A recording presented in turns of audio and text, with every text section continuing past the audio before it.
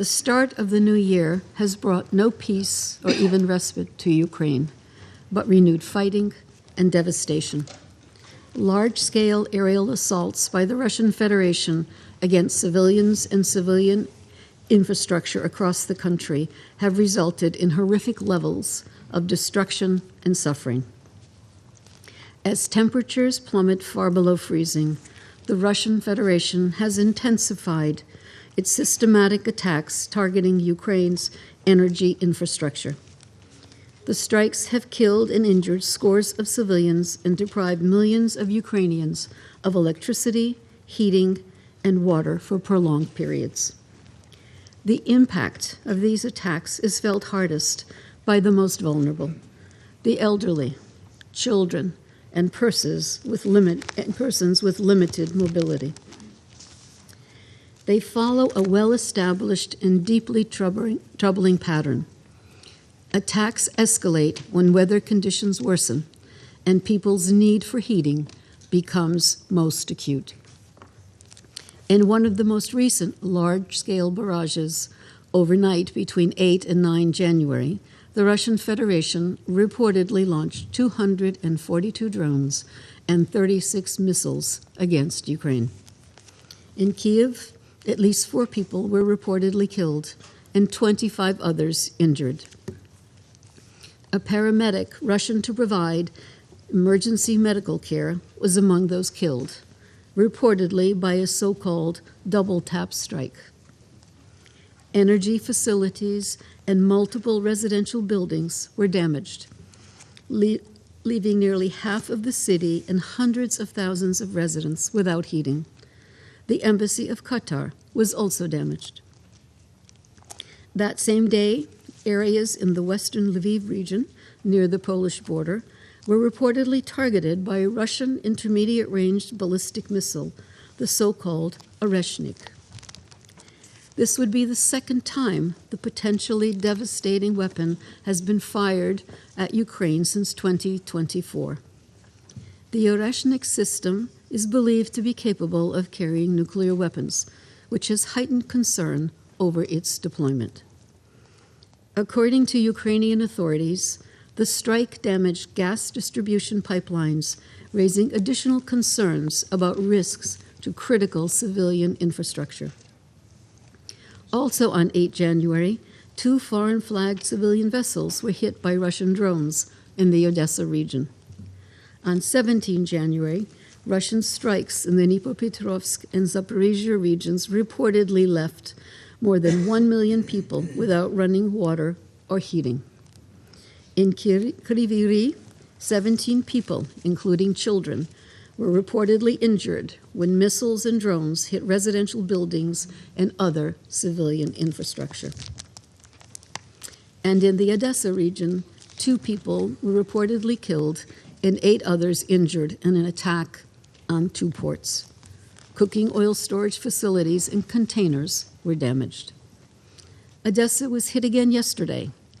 This was the latest in a highly concerning escalation of strikes targeting Ukraine's port infrastructure and commercial shipping. In recent weeks, civilian casualties and extensive damage to critical infrastructure have also been reported in Kherson, Donetsk, Kharkiv, and Sumy regions.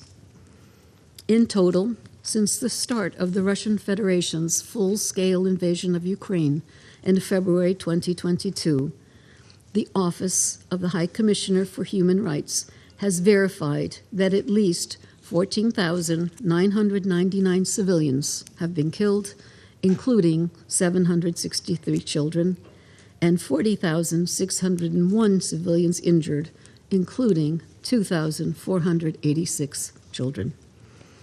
The actual figures are likely higher. OHCHR's monitoring mission in Ukraine has just reported that 2025 was the deadliest year for civilians since 2022. Mr. President, inside the Russian Federation, local authorities continue to report civilian casualties and damage to civilian infrastructure resulting from alleged Ukrainian strikes. We are seeing additional reports of escalating cross-border attacks on Russia's oil and energy infrastructure, some of which reportedly resulted in civilian casualties and damage to civilian and residential facilities. In Belgorod Oblast, local authorities reported that 600,000 residents were left without electricity, heating, and water after Ukrainian strike on 9 January. The authorities also reported the use of drones targeting Kursk, Bryansk, and Belgorod regions on 10 January, which left one person killed and at least 3 other people injured. Due to lack of access and limited public information, the United Nations is not in a position to verify these reports. Mr. President, we reiterate the Secretary General's strong condemnation of all attacks against civilians and civilian infrastructure. Such attacks violate international humanitarian law. No matter where they occur, they are unacceptable, unjustifiable, and must stop immediately. Mr. President, as hostilities intensify, the situation at Ukraine's nuclear sites remains extremely precarious. On the night of 3 January, Europe's largest nuclear power plant in Zaporizhia, temporarily occupied by the Russian Federation, lost power from one of its high-voltage lines due to hostilities. Over the past week, the team of the International Atomic Energy Agency at the site has reported a significant increase in military activity in the areas surrounding the plant, including explosions heard close to the facility. These events are extremely alarming. The IAEA continues its efforts to establish temporary ceasefire zones in the areas around the plant to allow for essential repair work to ensure its safe and secure functioning. We urge both the Russian Federation and Ukraine to engage constructively with the IAEA and to immediately cease any military activities near the plant in order to reduce the risk of a catastrophic accident. Mr. President, in just over a month, we will mark 4 years since the start of the Russian Federation's full-scale invasion of Ukraine. The war has brought untold suffering to the Ukrainian people, killed an unimaginable number of young men of both countries, caused global economic dislocation, and sown instability in the region and beyond. The damage it has done to the international system is still being measured. The war should never have started, and it must stop. We commend the efforts of the United States and all others concerned who are working towards peace. We urge all involved to sustain this vital work, including through concrete steps to de-escalate, stop the ongoing attacks impacting civilians in Ukraine and the Russian Federation, and establish clear parameters to end this devastating conflict.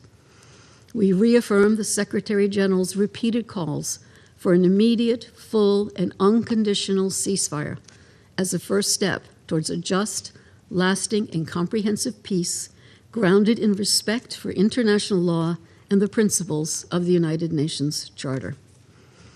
Any peace in Ukraine must fully uphold the sovereignty, independence, and territorial integrity of Ukraine within its internationally recognized borders. The United Nations remains ready to support all meaningful efforts toward this end. Thank you, Mr. President.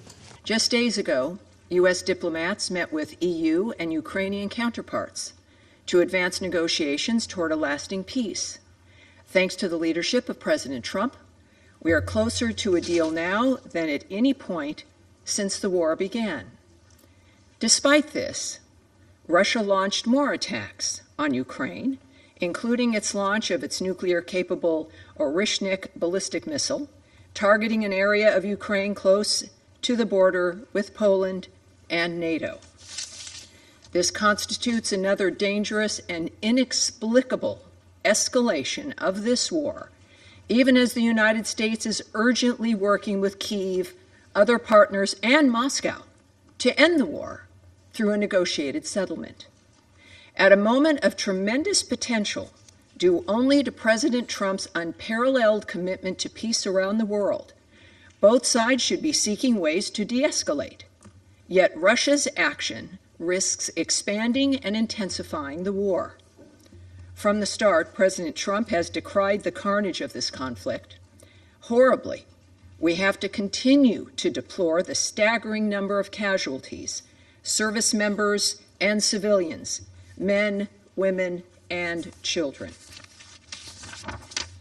We condemn Russia's continuing and intensifying attacks on Ukraine's energy facilities and other civilian infrastructure. These attacks make a mockery of the cause of peace, a cause of paramount importance to the world and to President Trump. I would like to remind the Russian Federation of its vote in favor of Security Council Resolution 2774 nearly 1 year ago. That resolution called for a swift end to the conflict and lasting peace. It would be nice if Russia matched their words with deeds. In the spirit of that resolution, Russia, Ukraine, and Europe must pursue peace seriously and bring this nightmare to an end. Thank you.